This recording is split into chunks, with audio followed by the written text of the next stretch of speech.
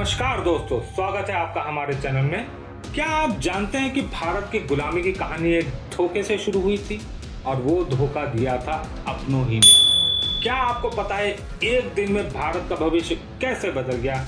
एक ऐसा युद्ध जिसमें एक तरफ सिर्फ 3000 सैनिक थे, दूसरी तरफ 50,000 की विशाल सेना, फिर भी छोटी सेना ने जीत हासिल की। ये कहानी है धोखे की, षड्यंत्र की और एक ऐसे निर्णय की जिसने भारत को 200 साल की गुलामी में धकेल दिया। आज हम बात करेंगे 1757 के प्लासी के युद्ध की, वो युद्ध जो वास्तव में युद्ध से ज्यादा एक षड्यंत्र था। इस वीडियो में आप जानेंगे वो सच जो आपको इतिहास की किताबों में नहीं मिलेगा, क्योंकि जब हम इतिहास के पन्नों को गहराई से पढ़ते हैं तो हमें समझ में आता है इस हार के पीछे कुछ ऐसे कारण थे जिन्होंने हमारे देश के भविष्य को हमेशा के लिए बदल दिया। तो क्या थे वो कारण जिन्होंने हमें गुलाम बना दिया? बने रहिए हमारे साथ, क्योंकि आज हम इस एपिसोड में हम आपको दिखाएंगे प्लासी के युद्ध की वो सच्चाई जो आपको हैरान कर देगी। 18वीं सदी का भारत एक ऐसा समय जब मुगल साम्राज्य अपने पतन की ओर था। औरंगजेब की मृत्यु के बाद केंद्रीय शक्तियां कमजोर हो गई थी और छोटे छोटे राज्य अपनी स्वतंत्रता के लिए संघर्ष कर रहे थे। बंगाल भारत का सबसे समृद्ध प्रांत, जिसे सोने की चिड़िया भी कहा जाता था। यहाँ का रेशम, कपास, नील और मसाले पूरी दुनिया में मशहूर थे, और जहाँ धन है वहीं लालच भी होता है। 1756 में सिराजुद्दौला बंगाल के नवाब बने। महज 23 साल की उम्र में वो अपने दादा अली वर्दी खान के बाद गद्दी पर बैठे। युवा, उत्साही लेकिन अनुभवहीन, और इसी समय ईस्ट इंडिया कंपनी ने अपनी ताकत बढ़ा रही थी। क्या आप जानते हैं दोस्तों, ईस्ट इंडिया कंपनी एक व्यापारिक कंपनी थी, लेकिन उनके पास अपनी ही आर्मी थी। सोचिए, एक प्राइवेट ऑर्गेनाइजेशन जिसके पास आर्मी हो, ये अजीब नहीं लगता? कंपनी ने बिना अनुमति के अपने किलों की मरम्मत शुरू कर दी और सैनिकों की संख्या बढ़ा दी। सिराजुद्दौला ने चेतावनी दी, लेकिन अंग्रेज नहीं माने। फिर आया वह दिन 20 जून 1756। सिराजुद्दौला ने कोलकाता पर कब्जा कर लिया और अंग्रेजों को काल कोठरी में बंद कर दिया। 146 अंग्रेज को एक छोटे से कमरे में बंद कर दिया गया, जहां सुबह तक सिर्फ 23 लोग ही जीवित बचे। लेकिन क्या आप जानते हैं कि इसकी सच्चाई क्या थी? कई इतिहासकारों के अनुसार काल कोठरी की घटना को अंग्रेजों ने बढ़ा चढ़ाकर एडवर्टाइज किया। यह उनके लिए एक प्रचार का हथियार बन गया ताकि वह अपने आक्रमण को उचित ठहरा सके। लेकिन क्या आप जानते हैं इसकी सच्चाई क्या थी? कई इतिहासकारों के अनुसार काल कोठरी की घटना को अंग्रेजों ने बहुत बढ़ा चढ़ाकर बताया। यह प्रचार उनके लिए एक हथियार बन गया ताकि वह अपने आक्रमण को उचित ठहरा सके।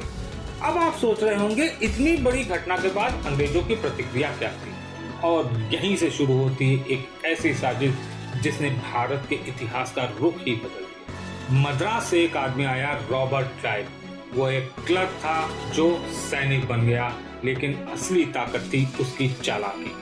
क्लाइव समझता था कि 3000 सैनिकों के साथ 50,000 की सेना को हराना असंभव है, लेकिन उसने एक ऐसी चाल चली जिसे डिवाइड एंड रूल कहा जाता है। क्लाइव ने सिराजुद्दौला के दरबार में मौजूद असंतुष्ट लोगों से संपर्क किया। सबसे महत्वपूर्ण था मीर जाफर, जो कि सिराजुद्दौला का सेनापति था और चाचा भी।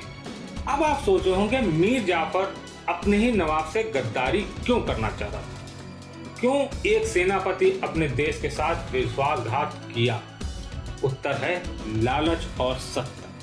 क्लाइव ने मीर जाफर से वादा किया कि युद्ध के बाद उसे बंगाल का नवाब बना दिया जाएगा और साथ ही अंग्रेजों को व्यापार के विशेष अधिकार दिए जाएंगे। लेकिन क्या आप जानते हैं कि मीर जाफर अकेला नहीं था? सिराजुद्दौला के दरबार में कई लोग थे जो उससे नाराज थे। उसके सेनापति, उसके वित्त मंत्री राय दुर्लभ और यहाँ तक कि उसके कुछ रिश्तेदार भी। यह सब एक गुप्त समझौते के साथ पक्का किया गया, जिसे पाला की संधि के नाम से जाना जाता है। इस समझौते के तहत मीर जाफर ने वादा किया कि वह युद्ध के दौरान अपनी सेना को पीछे हटा लेगा। क्या आप कल्पना कर सकते हैं, एक युद्ध में आप जा रहे हैं और आपके सबसे भरोसेमंद सेनापति पहले ही दुश्मन से मिला हुआ। समझौते के अनुसार जीत के बाद ईस्ट इंडिया कंपनी को बंगाल में मुक्त व्यापार का अधिकार, कलकत्ता पर पूर्ण नियंत्रण, सैनिक छावनियों को मजबूत करने का अधिकार और भारी मात्रा में धन 17.7 मिलियन रुपए, जो आज के टाइम पे करोड़ों डॉलर है। 23 जून 1757 को प्लासी के मैदान में मानसून की शुरुआत थी। आसमान में काले बादल छाए हुए थे। सिराजुद्दौला की सेना में 50,000 सैनिक थे, 40 फ्रांसीसी तोपची और 50 तोपें। क्लाइव के पास महज 3,000 सैनिक थे, जिसमें 2,000 भारतीय थे और सिर्फ 8 तोपें। युद्ध शुरू हुआ। पहले कुछ घंटों में सिराजुद्दौला की सेना ने अच्छा प्रदर्शन किया, लेकिन फिर बारिश शुरू हो गई। अब एक महत्वपूर्ण बात, उस जमाने में बारूद को सूखा रखना बहुत जरूरी था। अंग्रेजों के पास बारूद को सूखा रखने के लिए विशेष कवच थे, लेकिन सिराजुद्दौला की सेना के पास ऐसा कोई इंतजाम नहीं था। नतीजा, बारिश ने सिराजुद्दौला की तोपों को बेकार कर दिया। लेकिन क्या आप जानते हैं कि असली धोखा भी बाकी है? जब युद्ध चल रहा था तो मीर जाफर की सेना, जो सिराजुद्दौला के बाईं ओर थी, उसने युद्ध में भाग नहीं लिया। उन्होंने अपने हथियार नीचे रख दिए और पीछे हट गए। सिर्फ मीर जाफर ही नहीं, बल्कि राय दुर्लभ और खुद सिराजुद्दौला के कई सैनिक भी युद्ध से पीछे हट गए।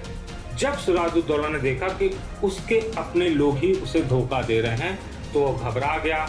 उसने अपने विश्वास पात्र सेना के साथ युद्ध जारी रखने की कोशिश की, लेकिन अब बहुत देर हो चुकी थी। युद्ध केवल कुछ ही घंटों के भीतर सिराजुद्दौला ने हार मान ली और युद्ध क्षेत्र से भाग गया।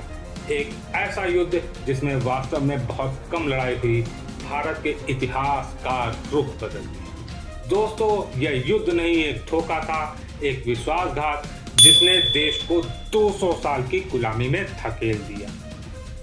युद्ध हारने के बाद सिराजुद्दौला मुर्शिदाबाद की ओर भागा। वो छिपता छिपाता हुआ पटना पहुंचा, लेकिन रास्ते में उसे मीर जाफर के बेटे मीरन ने पकड़ लिया। 12 जुलाई 1757 सिराजुद्दौला की हत्या कर दी गई। एक युवा नवाब जिसने अपने साम्राज्य को बचाने की कोशिश की, लेकिन अपने ही लोगों के विश्वासघात का शिकार हो गया। मीर जाफर को बंगाल का नया नवाब बना दिया गया, लेकिन क्या आप जानते हैं मीर जाफर ने क्या खोया? वह अंग्रेजों की कठपुतली बन गया। उसने अंग्रेजों को व्यापार के विशेष अधिकार दिए। बंगाल में उनकी ताकत बढ़ी और धीरे धीरे पूरा भारत अंग्रेजों के पंजे में आ गया। क्या विश्वासघात का लाभ कभी लंबे समय तक चलता है? प्लासी का युद्ध सिर्फ एक युद्ध नहीं था, यह एक मोड़ था जहां से भारत का इतिहास बदल गया। 1757 से लेकर 1947 पूरे 190 साल तक भारत पर अंग्रेजों ने शासन किया। उन 190 वर्षों में भारत की अर्थव्यवस्था पूरी तरह चरमरा गई। कपड़ा उद्योग खत्म हो गया, हमारे संसाधन लूटे गए, हमारी सांस्कृतिक पहचान को नुकसान पहुंचा। क्या आप सोच सकते हैं कि अगर प्लासी का युद्ध अलग तरीके से खत्म होता तो भारत का इतिहास कैसा होता? लेकिन सबसे महत्वपूर्ण बात, हमने अपने इतिहास से क्या सीखा? एकता की शक्ति, विभाजित होकर हम कभी भी जीत नहीं सकते। गद्दारी का अंत हमेशा दुखद होता है। मीर जाफर का नाम आज भी विश्वासघात का पर्याय है। आधुनिक तकनीक और रणनीति का महत्व, अंग्रेजों के पास बेहतर हथियार और युद्ध कौशल था। प्लासी का युद्ध हमें आज भी क्या सिखाता है? आज जब हम एक स्वतंत्र देश हैं, हमें अपने इतिहास को समझना और उससे सीखना चाहिए। हमें याद रखना चाहिए कि हमारी ताकत हमारी एकता में है। दोस्तों, आज भारत अपने अतीत से सीखकर आगे बढ़ रहा है। हम साइंस, टेक्नोलॉजी, अर्थव्यवस्था और आर्मी पावर बढ़ा रहे हैं। हमारा देश दुनिया की सबसे तेजी से बढ़ती अर्थव्यवस्थाओं में से एक है, लेकिन हमें कभी नहीं भूलना चाहिए कि हमारी आज़ादी की कीमत क्या थी। हमें हमेशा याद रखना चाहिए कि जब हम एक होते हैं तो हम अजेय होते हैं। और हाँ, क्या आप जानते हैं कि प्लासी के युद्ध के बाद मीर जाफर का क्या हुआ? क्या उसे वो मिला जिसके लिए उसने अपने देश से गद्दारी की थी? तो दोस्तों, जो अपने देश का नहीं हो सका वो किसी और का क्या होगा, उस पे भी अंग्रेजों ने भरोसा नहीं किया। दोस्तों, आज हमने जाना कि कैसे एक छोटे से युद्ध ने हमारे देश के इतिहास को बदल दिया। यह हमें याद दिलाते कि हमारी एकता ही हमारी सबसे बड़ी ताकत है। अगर आपको ये वीडियो पसंद आया हो तो इसे लाइक करें, अपने दोस्तों के साथ शेयर करें, हमारे चैनल पूर्व्स को सब्सक्राइब करना ना भूलें और बेल आइकन पर जरूर क्लिक करें ताकि हमारे नए वीडियोस का नोटिफिकेशन आप तक सबसे पहले पहुंच सके। कमेंट में बताएं कि आप भारतीय इतिहास के किस पहलू के बारे में अगला वीडियो देखना चाहते हैं। याद रखें, इतिहास वही दोहराता है जो उससे सीखते नहीं हैं। तो दोस्तों, खुश रहिए, मुस्कुराते रहिए। जय हिंद, जय भारत।